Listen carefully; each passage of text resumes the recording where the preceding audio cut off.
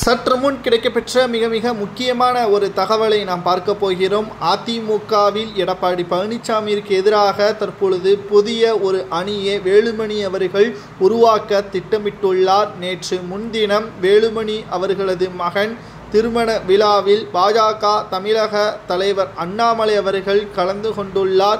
தற்பொழுது அமித்ஷா அவர்களையும் ரகசியமான முறையில் வேலுமணி அவர்கள் சந்தித்துள்ளதாக தகவல்களும் கிடைக்கப்பெற்றுள்ளது.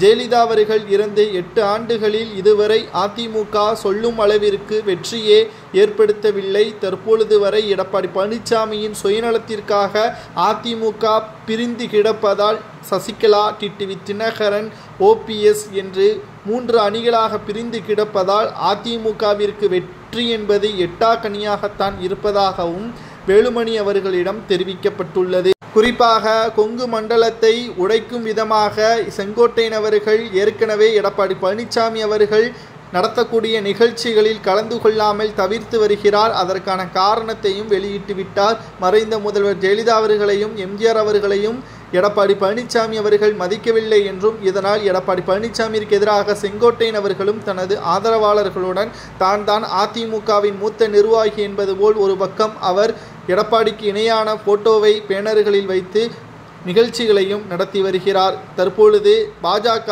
ஒரு திட்டத்தை போட்டுள்ளது.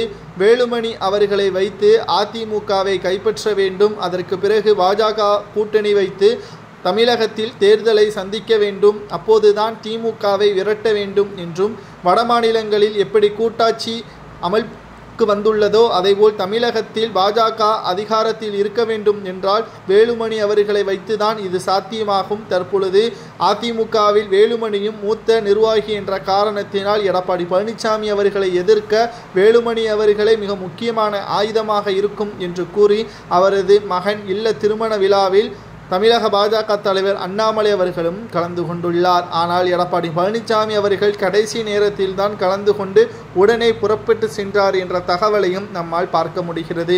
இந்த நிகழ்ச்சியில் முதலாவது ஆளாக எடப்பாடி தான் வர வேண்டும். ஆனால் முதலாவது ஆளாக அண்ணாமலை வந்து அவருக்கு ராஜ மரியாதை வழங்கப்பட்டதாக கூறப்படுகிறது. இந்த செய்தி கேட்டவுடன் தான் எடப்பாடி பழனிசாமி அவர்கள் பெயரளவிற்கு சென்று அங்கு மரியாதை நிமித்தமாக சென்று அங்கிருந்து உடனடியாக கிளம்பிவிட்டார். மேலும் எடப்பாடி பழனிசாமிக்கு எதிராக வேலுமணியும் தனது நிகழ்ச்சிகளில் எடப்பாடிக்கு இணையான போட்டோவை வைத்து வருவதாக தகவல்களும் வெளியாகி உள்ளது. மறைந்த முதல்வர் ஜெயலலிதா அவர்களுக்கு பிறகு அதிமுகவை சிறப்பாக வழிநடத்துவதற்கு தகுதியானவர் ஓபிஎஸ்ஆ, எடப்பாடியா, செங்கோட்டையனா என்பதை உங்களது கருத்துக்களை கமெண்ட் வாயிலாக கூறுங்கள். நன்றி.